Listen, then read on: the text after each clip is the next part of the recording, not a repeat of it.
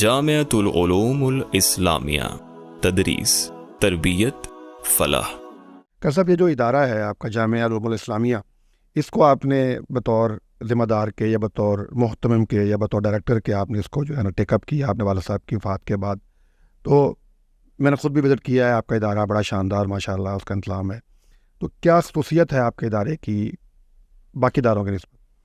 ہمارے ادارے میں سارے اساتذہ ایک ہی کالج سے پڑھے.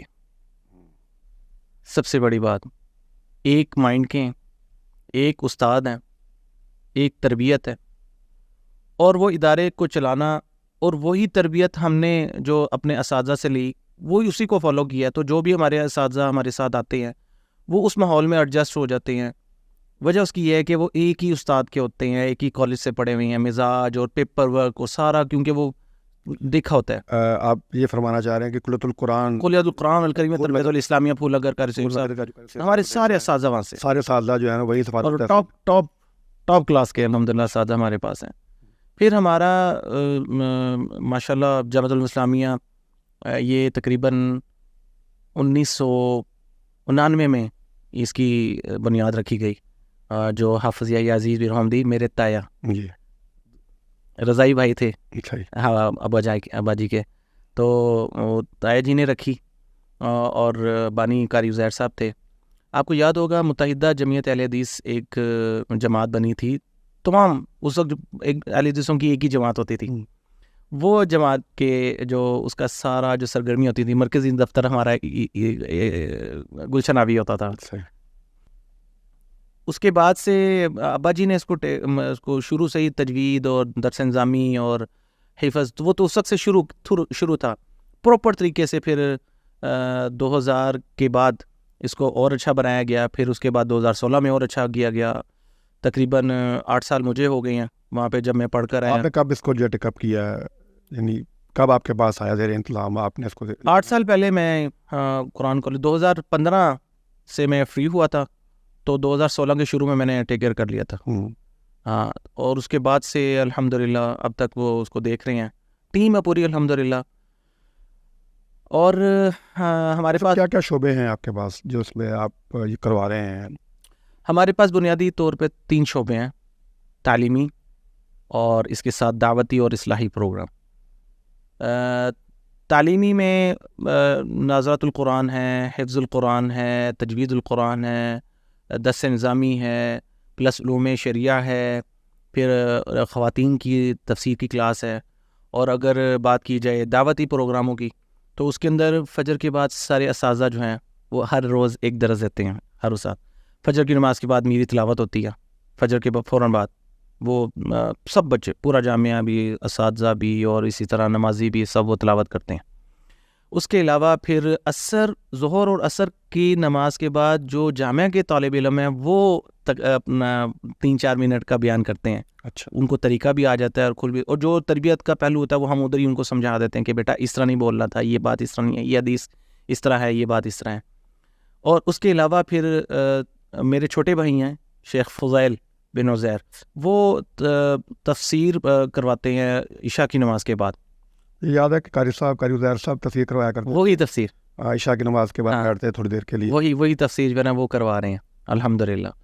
اس کے علاوہ پھر بچوں کا ماہانہ پروگرام ہوتا ہے جس کو بزم ادب کہا جاتا ہے، جس کے اندر وہ تلاوت، نظم، نعت، تقریر اور اسی طرح جو بھی بہت ساری کوئز پروگرام ہوتے ہیں ان کے، اس کے اندر وہ چیزیں سیکھتے ہیں. تمام مدارس میں اس طرح ہوتا ہے. لیکن اس میں خاص یہ ہے کہ بچوں کا اسپیشل ایک سیشن ان کا الگ سے پورا پراپر تیار کروایا جاتا ہے کہ کیمرے کے سامنے آپ نے کس طرح بات کرنی ہے. اور جیسے آپ نے دیکھا تھا نا اس دن آپ کو میں دکھا رہا تھا، آپ نے کہا تھا یہ چیزیں پیچھے نہیں ہونی چاہیے، جو ان کو مد نظر رکھتے ہوئے ہم نے دوبارہ اس کے اوپر پریکٹس کی، اور وہ ماشاءاللہ الحمدللہ بڑا فائدہ ہوا اس چیز کا. تو اس میڈیا سیل جو ہے نا وہ ہمارا الحمدللہ اس پہ ہم کافی فوکس کرتے ہیں. آج کل میڈیا کا ہی دور ہے. ہاں، بہرحال یہ ایک اچھی ہے کہ دعوت کو جو ہے نا وہ ایک بڑے پیمانے پر لے جانے کے لیے بھی بہرحال میڈیا بڑا اچھا. پھر خواتین کی جو نا ہفتہ اور جمعہ تفسیر چل رہی ہے خواتین کی، اور اسی طرح پھر ماہانہ پروگرام ہوتا ہے. اسی طرح یہ بابو صاحب ہمارے 2 مرکز ہیں، ایک بابو صاحب مرکز ہے، ایک یہ گلشن آبی میں ہے. تو دونوں میں الحمدللہ جو دعوتی پروگرام ہے اس میں ہر اتوار کو استاد جاتے ہیں اور جا کے وہ درس دیتے ہیں، وہاں پہ گشت ہوتی ہے پوری. اور اس کے علاوہ جو ہے قاری صہیب صاحب جو ہے ماہانہ پروگرام میں وہ آتے ہیں ہر مہینے. اور اسی طرح اگر آپ دیکھ لیں فلاحی پروگرام میں اس کے اندر ہمارا دسترخوان ہے، گلشناوی میں ہے. اسی طرح دسترخوان ہمارا جمعے والے دن وہ بابو صاحبوں میں بھی ہوتا ہے. یہاں سے 300 لوگ ہوتے ہیں، ہر جمعے وہ کھانا کھاتے ہیں. 100 لوگ 100 ادھر بابو صاحبو 100 فٹ روڈ وہاں پہ ہمارا دسترخوان لگتا ہے. اسی طرح ہمارا کفالت پروگرام ہے. کفالت پروگرام میں یہ ہوتا ہے کہ جو لوگ سال بعد اپنی زکوٰۃ نکالتے ہیں وہ کسی بچے کی کفالت لے لیتے ہیں. اور ایک کفالت جو ہوتی ہے نا وہ تقریباً آپ سمجھ لیں کہ 8,000 9,000 یا 7,000 میں ایک کفالت ہوتی ہے. وہ ایک ماہانہ وہ کفالت لے لی جاتی ہے. پھر اس کا پورا جو کفالت لیتا ہے ان کو پورا بتایا جاتا ہے، فلاں بچہ ہے، اس کی تصویر اور سارا ڈاٹا ان کو دیا جاتا ہے اور باقاعدہ ان کو بتایا جاتا ہے، ملوایا بھی جاتا ہے.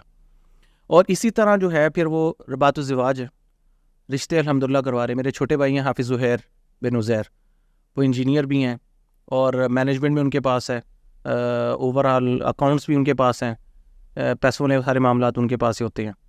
تو وہ اس کو دیکھتے ہیں.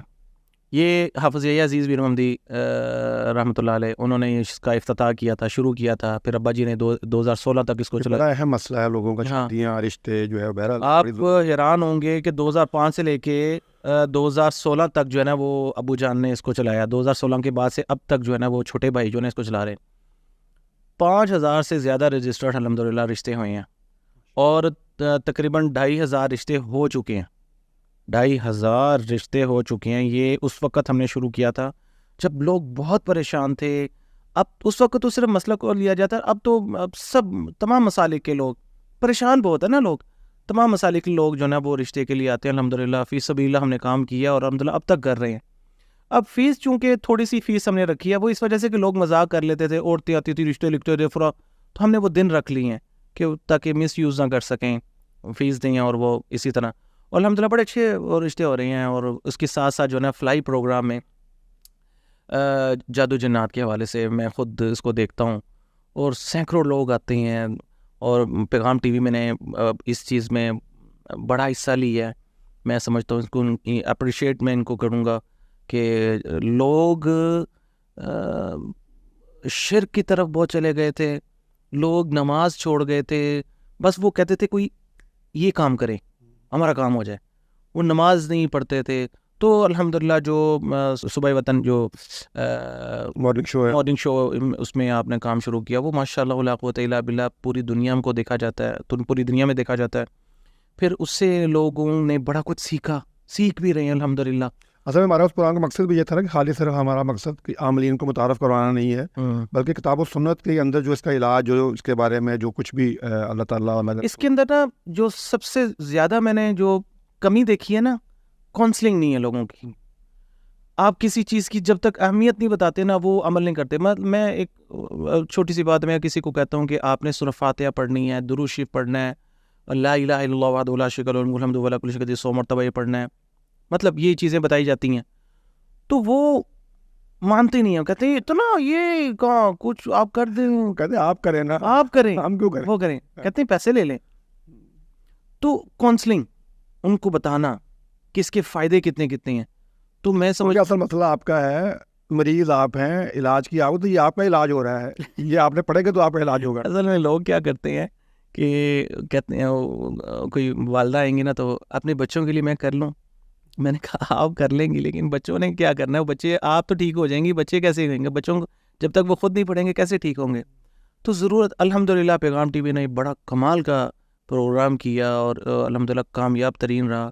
بہت لوگ اس چیز کو پہلے جمعے میں ہمیں بتانا پڑتا تھا، اب چھوٹے چھوٹے اس کے کلپس بن جاتے ہیں، سوالات بن جاتے ہیں. بڑا اس کا فائدہ ہو رہا ہے، بہت فائدہ ہو رہا ہے اور دنیا فائدہ اٹھا رہی ہے الحمدللہ. بس اللہ تعالیٰ سے خیر کو جاری فرمائے. اس کے علاوہ جو ہے اساتذہ ہمارے پاس 16 اساتذہ ہیں الحمدللہ. اساتذہ جو سارے قرآن کالج کے ماشاءاللہ ولا قوت الا باللہ. اور 6 ہمارے پاس کلاسز ہیں شعبہ حفظ کی، اور اس کے ساتھ ہی 5 درس نظامی کی کلاس ہے، 5 سالہ کورس ہے ہمارا الحمدللہ.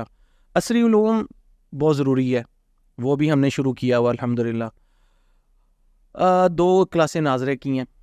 میں سمجھتا ہوں کہ ہمارا ادارہ اس لیے بہت اچھا جا رہا ہے چونکہ ہم شروعات جو ہے نا وہ پیرنٹس سے جب آتے ہیں نا بچے آتے ہیں تو ہم ان سے پوچھتے ہیں آپ حفظ کیوں کروا رہے ہیں. اب ان سے پوچھتے ہیں کہ حفظ آپ کیوں کروا رہے ہیں, کیوں کروانا چاہتے ہیں. وہ کہتے ہیں کہ جی اس کا کزن بھی کر رہا ہے تو وہ ساتھ اسکول پڑھتا تھا, اب اس نے چھوڑا تو ہم نے سوچا چلو یہ بھی کٹھی پھر آگے کر لیں گے. میں نے کہا اس کے بعد کیا کرنا ہے؟ بیٹا اسکول ہی وہ پڑھیں گے آگے. میں نے کہا پھر حفظ کروا کے ان کو بلا دیں گے آپ, یہ کیسے یاد کریں گے؟ اگر آپ نے ان کو بزنس میں ڈالنا ہے یا پھر آپ نے ان کو جاب کروانی ہے یا پھر اس طرح انجینئرنگ کروانی ہے تو پھر ان کو حفظ کیوں کروا رہے ہیں آپ؟ کچھ صورتیں حفظ کروا دیں, صرف بقرہ حفظ کروا لیں. میں یہ سمجھتا ہوں کہ وہ بچے, وہ والدین جنہوں نے آگے اس لائن کو نہیں اختیار کرنا, وہ بچوں کے ساتھ ظلم نہ کریں. بڑا ظلم کیا جاتا ہے فخر صاحب, بہت ہی ظلم کیا جاتا ہے. بچہ قرآن پڑھتا ہے اور پڑھنے کے بعد وہ بھلا دیتا ہے, اور والدین کو یہ تو پتہ ہوتا ہے کہ تاج رکھا جائے گا, لیکن وہ تاج یہ نہیں ہے, وہ پڑھنا, اس کو یاد کرنا. یہ